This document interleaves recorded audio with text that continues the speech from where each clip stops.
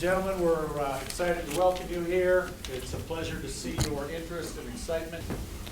Thanks, Dean.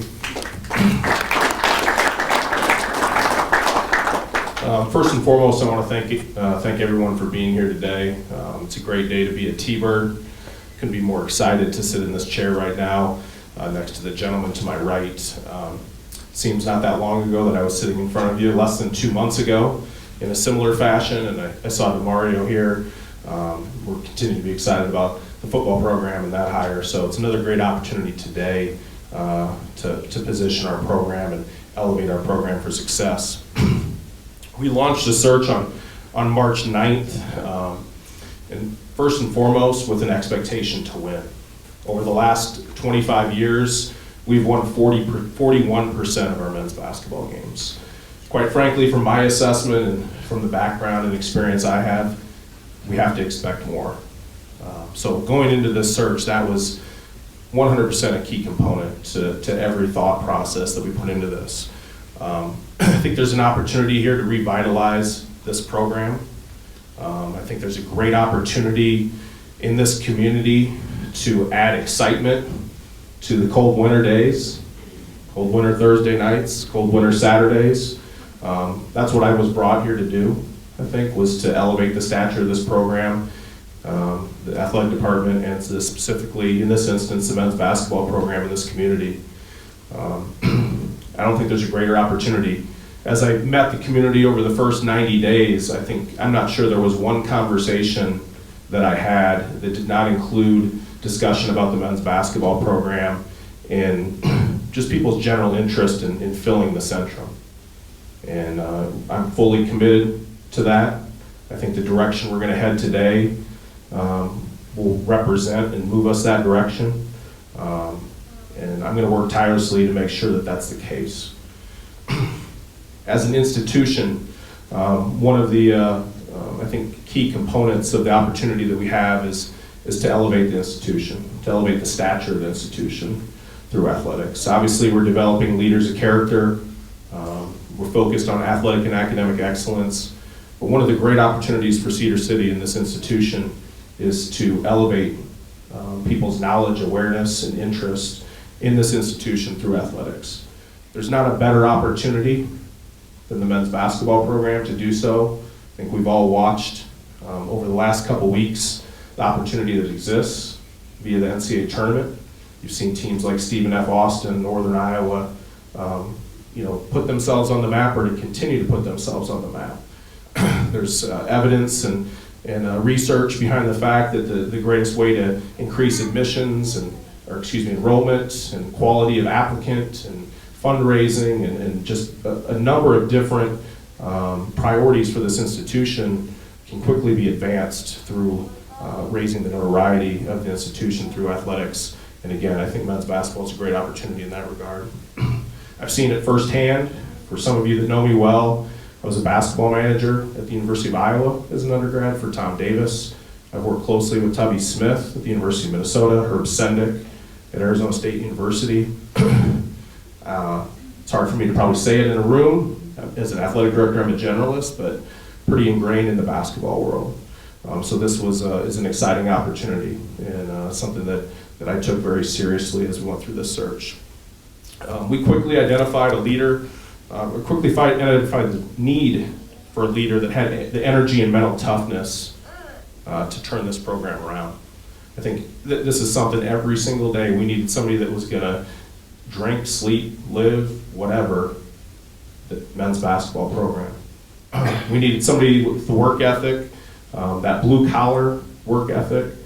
You'll hear a little bit about the gentleman next to me and his upbringing, that more with less, brick-by-brick mentality that we talked a lot about with the football program. It's not any different for the men's basketball program. There's no shortcuts. We have to tirelessly work as an administration and as a basketball staff to move this program in the right direction. We also needed a leader that had a commitment to the developing the student athlete on the court, off the court, socially, and I use the terminology leaders of character. We needed somebody that was fully committed to that approach to bringing young men into this program and to turning them into men. And when they depart this program, they're impactful in the community, they're impactful in the state of Utah, and they leave here with a degree and a future that's an important part of our mission. So we've definitely weighted that heavily as we were looking for our next leader. Things that we evaluated: character, again, leadership skills, the ability to lead young men, the ability to build trust and respect among our student athletes, on campus and beyond. Style of play. I love the idea of playing fast. You know, and just something that resonated with me. It's something I didn't see very frequently in this league. I think it can make us, I think the opportunity to play fast makes us different, makes us hard to prepare for, makes us hard to defend. I like the idea of that. The ability to embrace the student athletes on and off the court. Wanted somebody that I really felt could lead the nation in spending time with these young men. I think it's important. I think it's absolutely critical to moving young men and teams to their potential. I've seen it firsthand with some of the people that I've worked with in this industry on the basketball side, and I think it's paramount to moving this program forward. The ability to recruit high caliber student athletes. It's the lifeblood of the program. It's the lifeblood of every single program nationwide. There's no getting around it. If you can't bring in talent, you're going to struggle. You can move teams to their potential, but sometimes talent can be potential, moving people to their potential, so that was important. Success in student athlete development, critical. You know, I keep re-emphasizing that. I think it's the third time I've mentioned it. You know, I just came from an institution in West Point that was fully focused on leadership development. It's going to live with me for the rest of my life, and it's something that I weigh heavily in this process. And lastly, we evaluated championship mentality. Who's going to come in here with that hard-nosed mentality? It's not going to take no for an answer. That again is just going to pull up their bootstraps and work every day to move us towards a Big Sky championship and you know, we're moving ourselves from the 15-year lapse in NCAA tournament appearances. I can tell you that we were thorough. We left no stone unturned. Wanted to take the opportunity to thank Eric Levitt, Eric Book, Andrew Parrish, head women's basketball coach Chris Betcher for their engagement in this process. It's extremely important that I had those individuals at my side every step of the way to help me assess the direction we were heading and ultimately assess where we ended up. I also want to thank President Wyatt, who I see in the back. Continued to have unwavering support. It's been an amazing 7 months, and I think the foundation of that 7 months has not only been the welcoming nature of this community, but it's been from the support of President Wyatt every step of the way. It has really made my transition, and the last 2 months of making some important hires to have him side by side and supportive has been critical. So I think why everybody's here is to hear from Todd, not hear from me. But before I do that, I think also people want to probably understand why Todd. So I kind of just hit on, you know, what was important, what did we look at. But ultimately, I think Todd presented a clear and thoughtful vision on how he can build SUU into a championship program. He's a great leader that through our research and data points is well respected by administrators, coaches, and definitely the student athletes. He's been instrumental in the recruiting, talent identification, and player development at both Findlay Prep and UNLV. Spent 12 years in Vegas, and he built that the Findlay program from the ground up, which is an impressive, very impressive piece of his resume. Quite frankly, the guy to my right is one of the best recruiters in the nation. He is, from everything I've heard, I've talked to coaches, I've talked to student athletes, from everything that I've heard, he's top notch. He is going to bring talent and young men that are great basketball players to the Cedar City community. And I have zero doubt in that regard. And as previously mentioned, it's the lifeblood of every program. You know, his ability to recruit this footprint, recruit Utah, Las Vegas, internationally. I'll be quite direct. You know, definitely see a couple international kids in the program in the next couple of years. You look at a program like Gonzaga, had a little bit of success doing that. So I think there's some validity in moving that direction, and you know, blending in Utah student athletes with Canadian student athletes and beyond. He exhibited exemplary leadership skills during a tough time at UNLV. As you're aware, he was named interim head coach in January. I closely followed that evolution from a distance. I have a relationship with the athletic director at UNLV and spoke to her on occasions about the success that they were having in that transition. He really brought the team together. I was impressed with how he outlined the approach that he took under very interesting circumstances. At one point, they were down to 5 scholarship guys due to injuries and other challenges. Todd told us a story about how I guess when you recruit, you know, you look at Canada, you look at Vegas, you look Spain, Salt Lake City.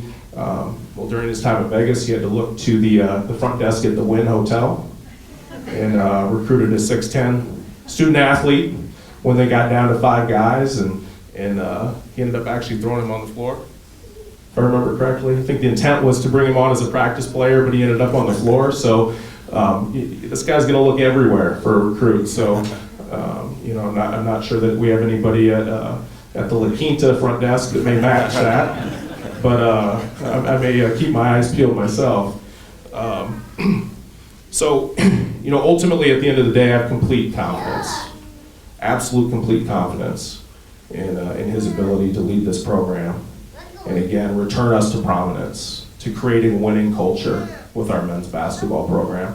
As I mentioned before, in the last 25 years, 40% of the time we've won. I think that all stops right now. And I couldn't be more excited to welcome Katie, his wife Katie, sons Reese, Raylan, and Ryder. Without further ado, your newest head coach, Southern Utah University men's basketball, Todd Simon.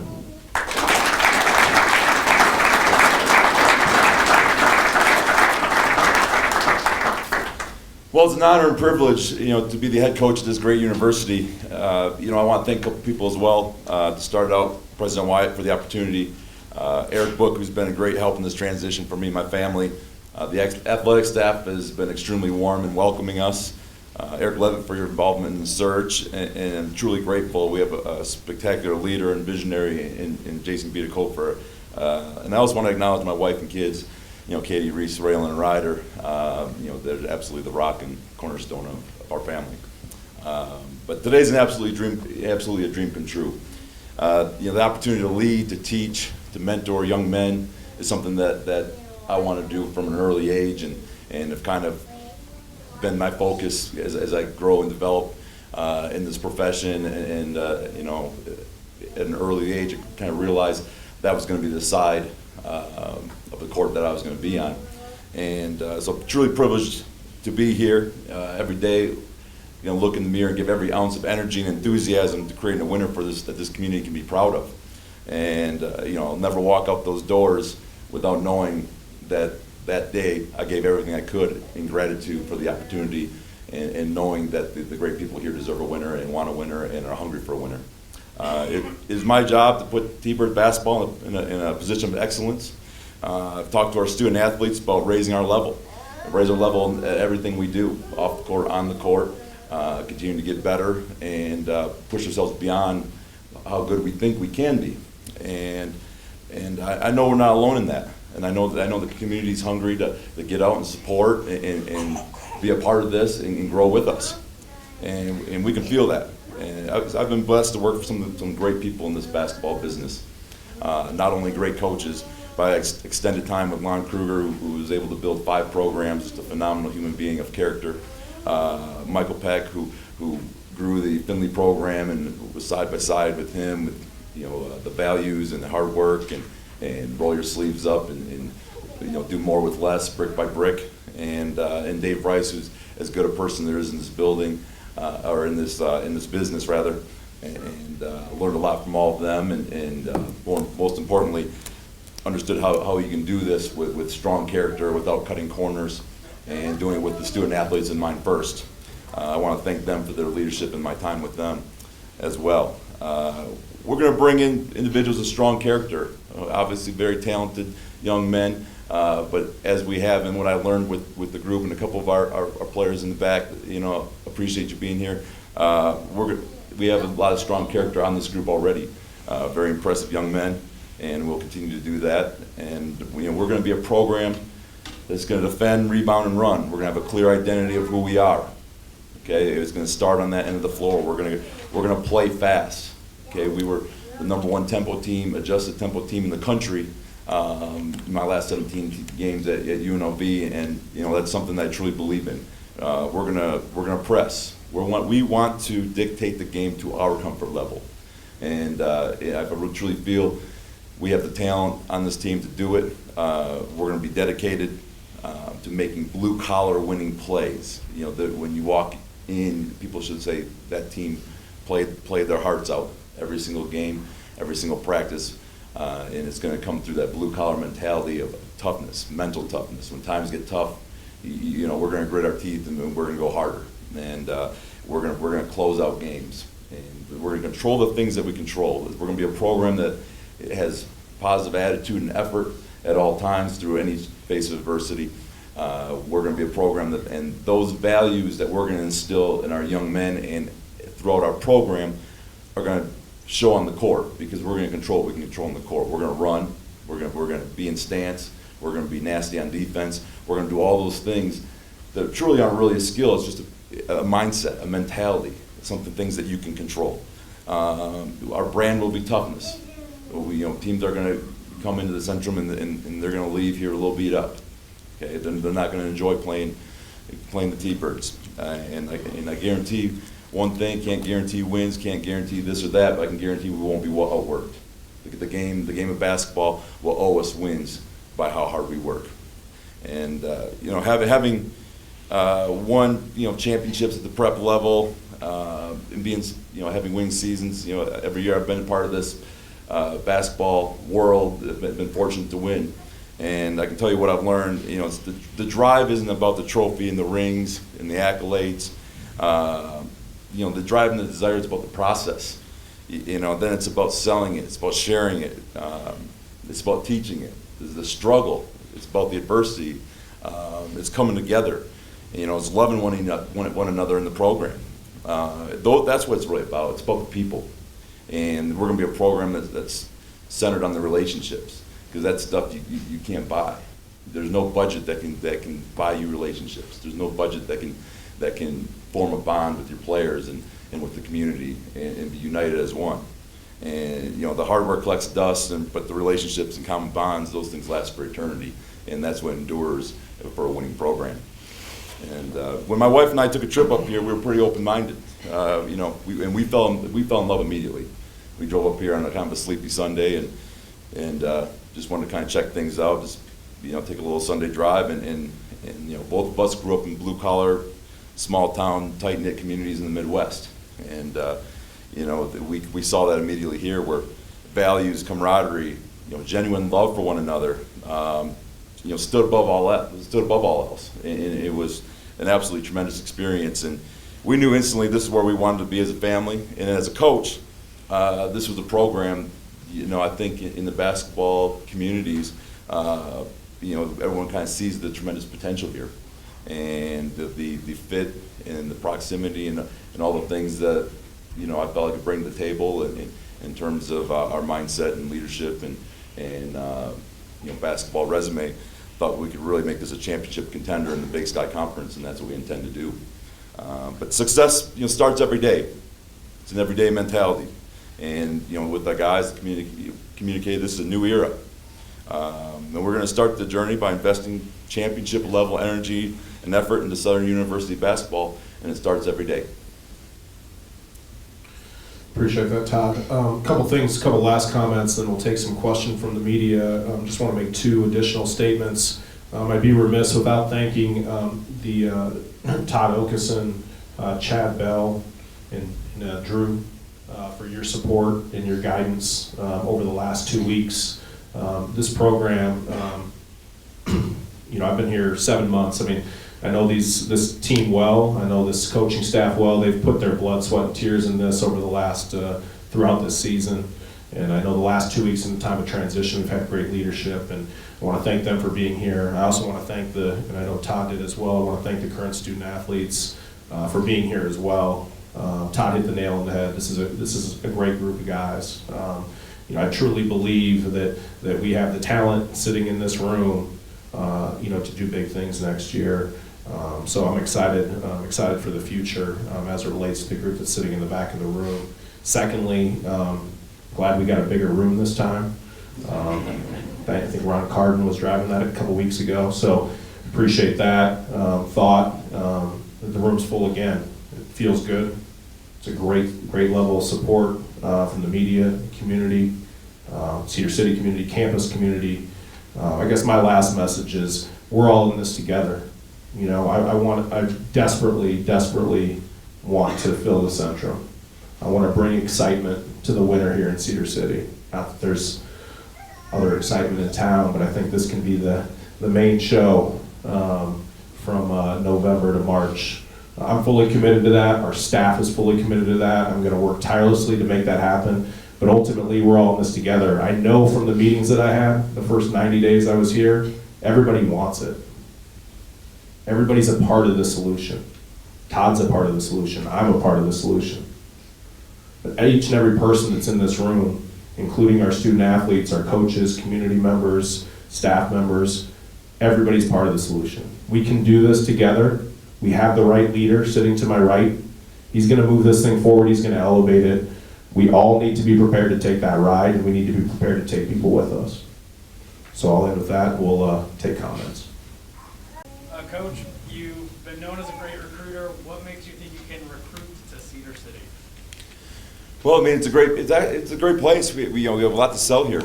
The number one, I mean, student athletes want to be comfortable. They want to be in places where they're welcome and they feel good. I think we're going to have tremendous relationships, with student athletes and potential student athletes all over. And at the core, that kind of is over everything when it comes to recruiting. And number two, it's a great place to be. We have excellent facilities. They're committed to basketball, and it's truly going to be a program that can win this league. And I think that's enticing. Now, Jason talked about the rough history that they've had recently. What initially attracted you to this job because of that? Well, quite frankly, it's in a tremendous location. We had come up here a couple of years ago. Didn't get a chance to look around a ton, but you saw what the infrastructure looked like, from a glance.